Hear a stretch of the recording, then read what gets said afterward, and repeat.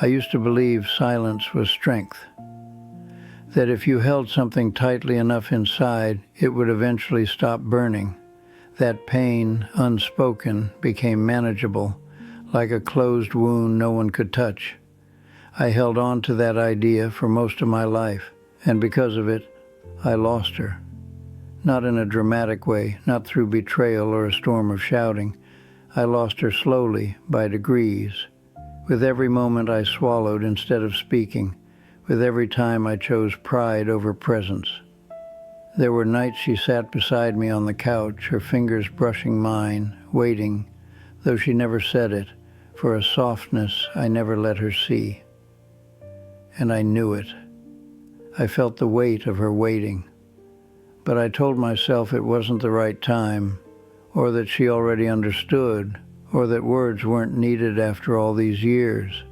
She'd ask me what was wrong, and I'd say, nothing, smile, change the subject, and I thought I was protecting her, protecting us, that speaking my doubts, my fears, my tenderness would make things worse. I was raised to believe love was proven by endurance, not confession, that needing someone too openly made you weak, so I became the strong one, the quiet one, the man who held it all in, until there was nothing left between us but silence. And by the time I realized what I'd done, she had already learned to stop reaching for me. She was still there, yes, but not the same. Her laughter was lighter, her eyes didn't linger. She asked fewer questions, gave fewer openings, and I watched it happen. I let it happen, because to admit I was afraid, to show her how much I actually needed her, felt impossible. I thought I had time. I thought love could wait until I was ready to say it. But love doesn't wait. It fades in the quiet. And that's what I've come to understand, too late. Not in a flash of regret, but in the slow erosion of what once could have been everything. I didn't lose her because I didn't love her. I lost her because I couldn't say it when it mattered. Because I thought pride was safer than honesty. And now all I have left is the sound of what I never said. She wasn't dramatic about it. That's what made it worse. There was no screaming, no accusations, no final scene, just a slow, steady drift that looked like ordinary life. We still ate dinner together, still asked about each other's days, still made plans, paid bills, remembered to buy toothpaste. From the outside, it probably looked like we were fine. Just another long married couple with routines and matching coffee mugs. But I could feel the space between us widening, even as we sat at the same table. Her voice got quieter, her touch less certain, and I kept pretending not to notice because noticing would have meant having to say something, and I wasn't ready for that. I wasn't ready to risk looking foolish, to admit I didn't know how to fix what I had helped break. I told myself I was being respectful, giving her space, but it wasn't respect. It was fear. Fear of opening the wrong door and not knowing how to close it again. I thought if I just stayed steady, kept being reliable, kept doing the right things, she'd come back toward me on her own. But love doesn't return to where it no longer feels seen. She stopped asking me what I was thinking, stopped reaching for my hand in the dark, and I let her, not because I wanted to, but because I didn't know how to reach back without unraveling everything I had built around my silence.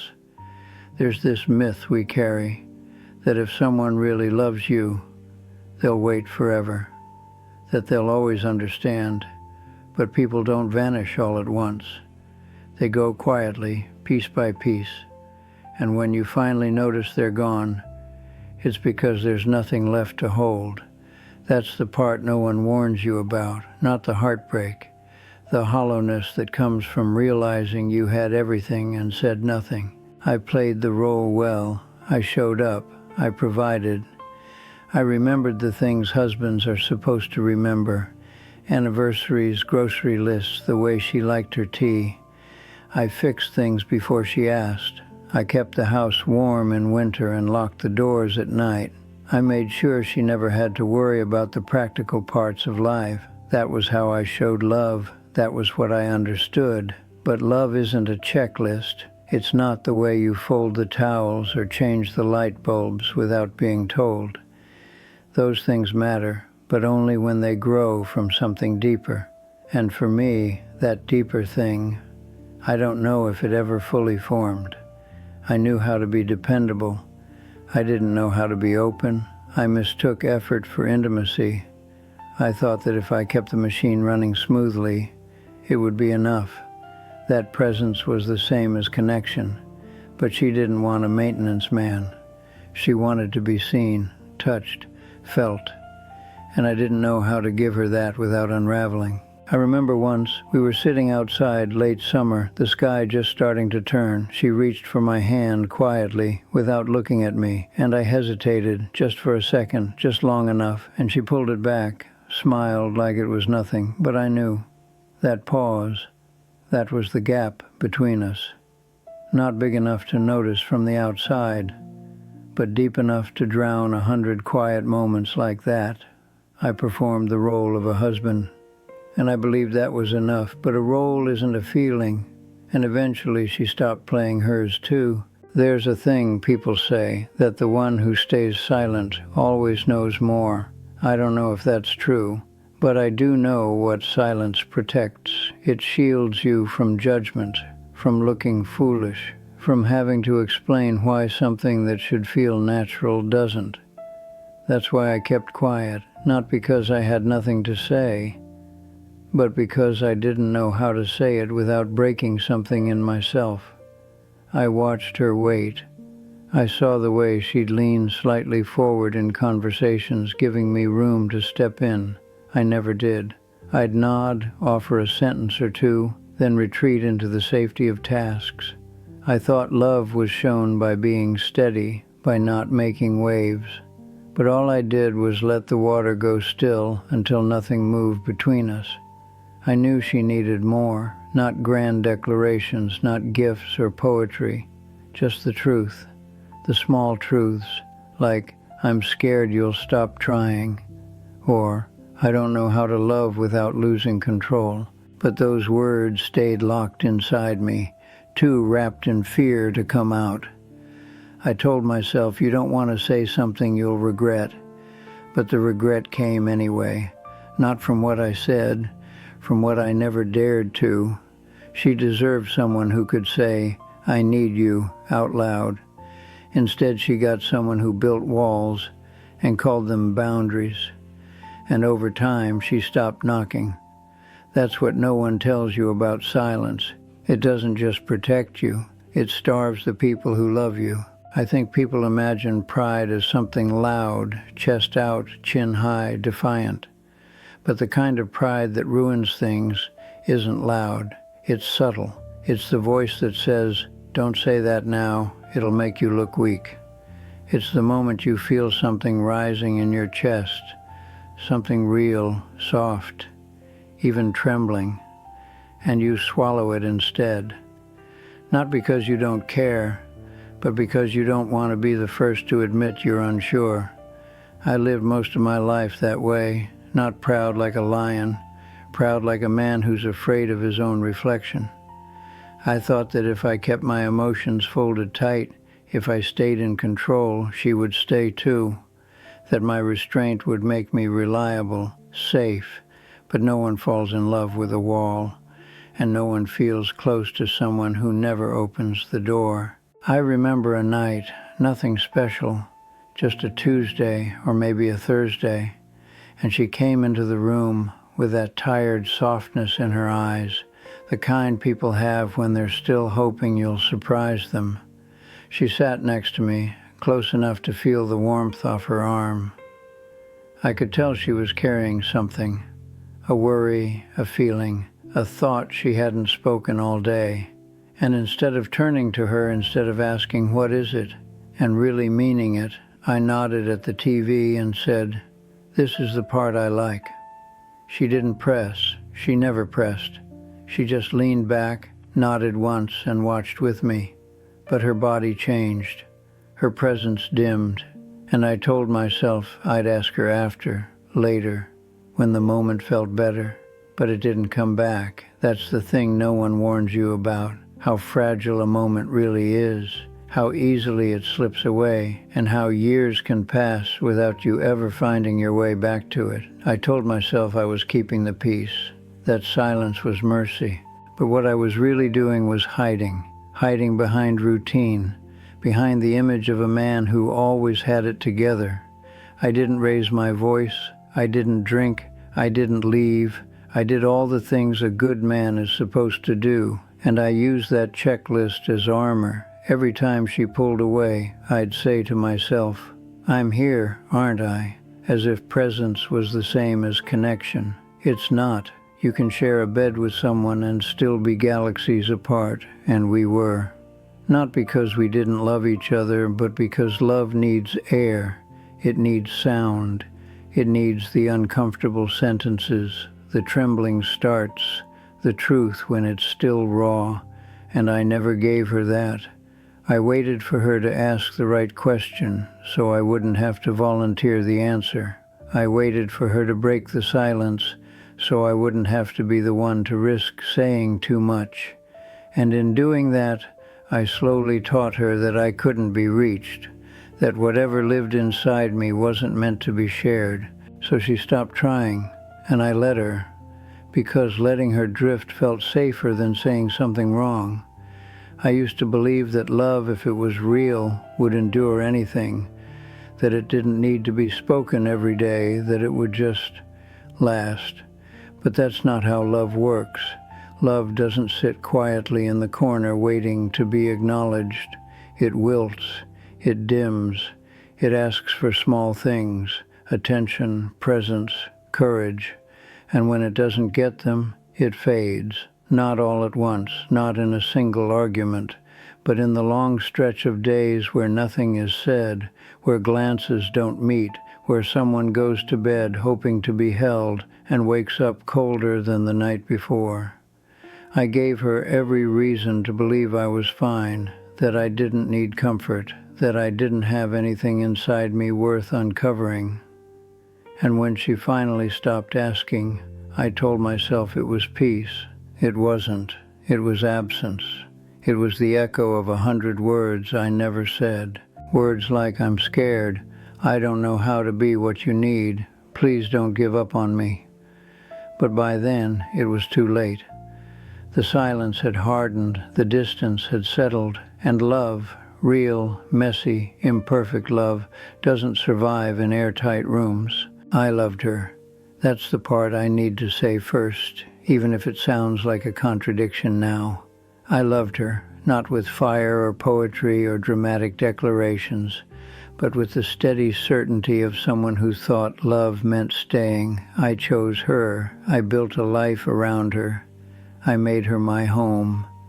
And for a long time that felt like enough. But somewhere along the way I stopped showing it.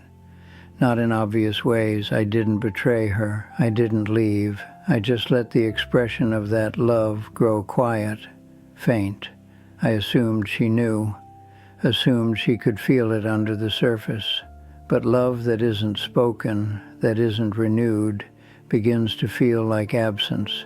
She never said it outright, but I saw it in her eyes, a kind of loneliness I didn't know how to reach. And the worst part is, I didn't even ask how long she'd been feeling it. I just kept moving through the days like they were check boxes.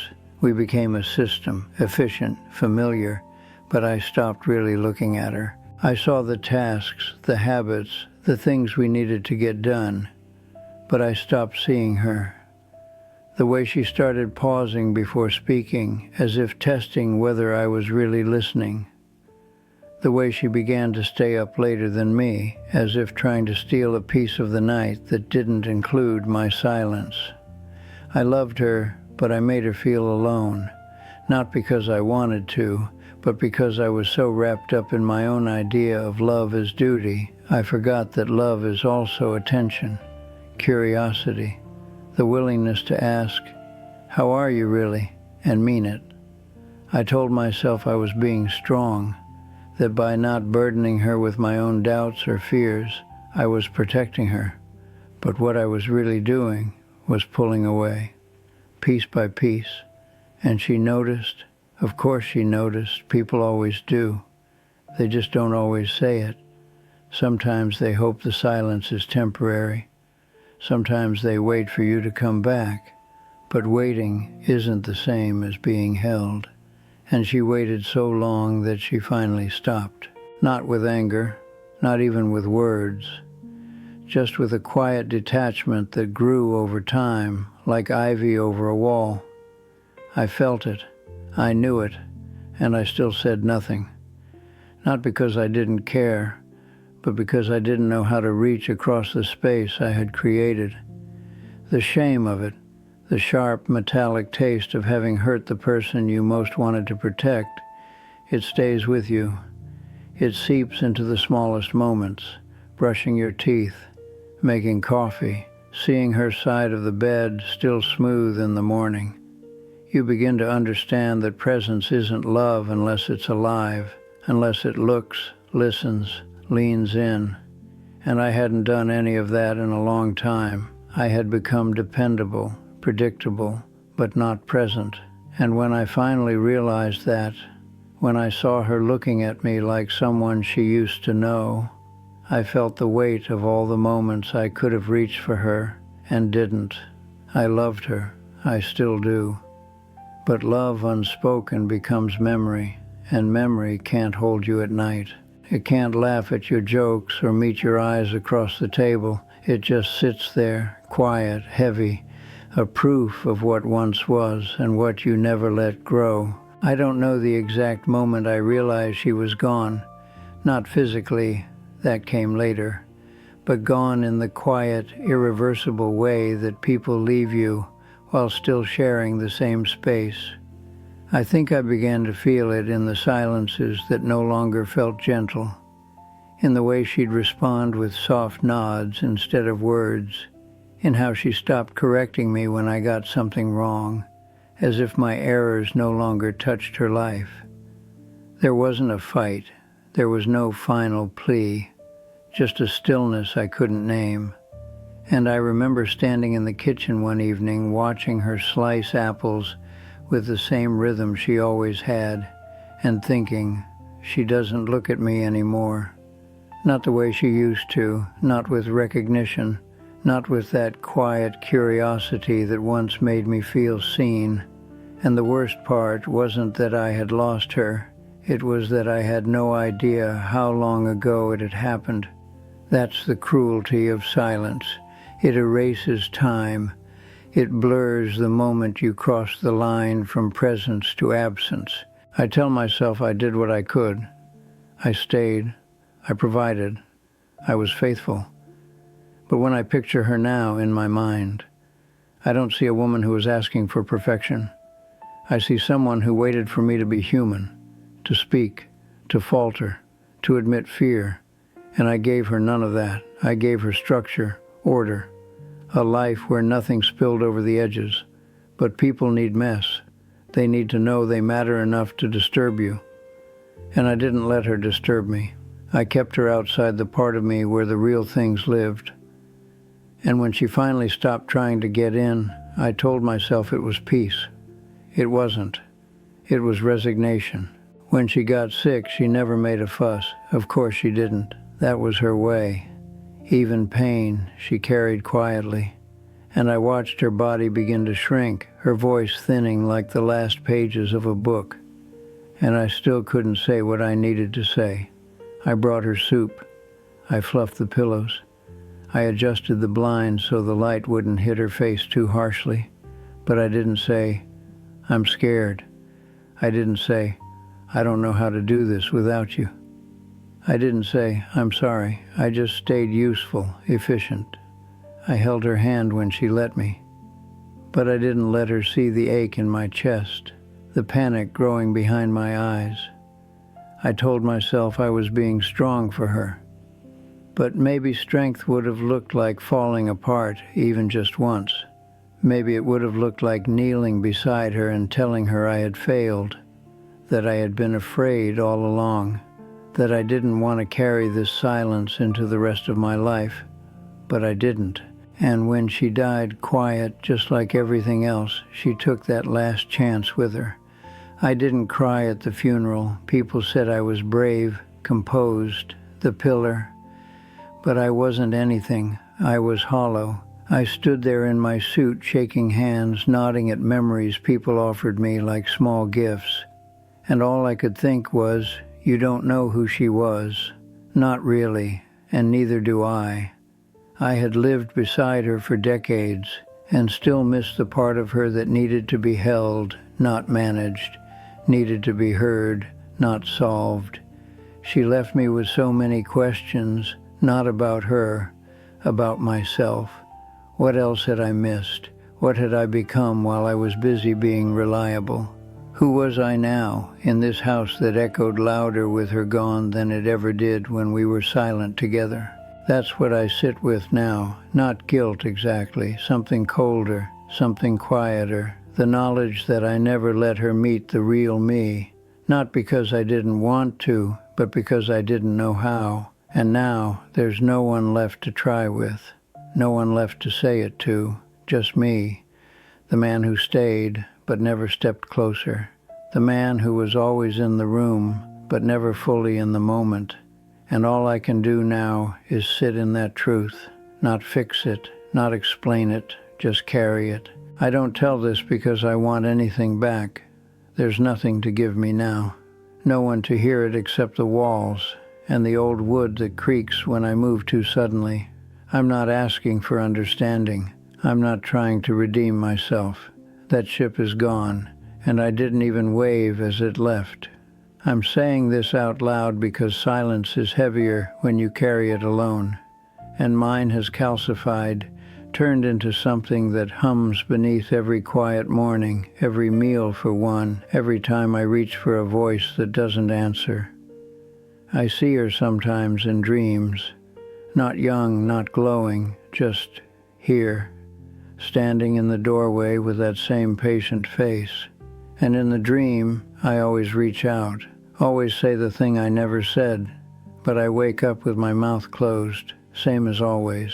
There's a photograph in the hallway. She's laughing in it, not the kind of laugh you pose for, but the kind that slips out when you're caught off guard. I stood there yesterday just looking at it, not crying, not aching, just standing, and I realized something I hadn't let myself admit before. I was waiting, even now, waiting for something to change, for her to walk in, for a moment to open again so I could finally step through. But life doesn't pause. It doesn't offer reruns. It moves forward, with or without your courage. And if you wait too long to speak, to feel, to kneel, life makes the choice for you, and all you get is a hallway full of photographs and a room full of quiet. So, this is what I have left, a truth with no witness, a love that never learned to say its name, and a silence I once mistook for peace, now echoing like a question I can't unhear. If you've listened this far, I won't ask you to understand. I won't ask you to forgive. But maybe something in you recognized it, that small, almost unnoticeable flicker, the pause before turning away, the hesitation before saying what matters. That's all it takes, you know. A pause, a hesitation, a moment missed, and years collapse behind it. I don't expect this to change anything for me. I'm too far down the road. But maybe for someone, it keeps the door open a little longer. Maybe you look a second time. Maybe you kneel, and if you don't, well, you'll know what it costs. I'm not warning you. I'm not teaching you. I'm just done pretending I never noticed. I did, and now so do you.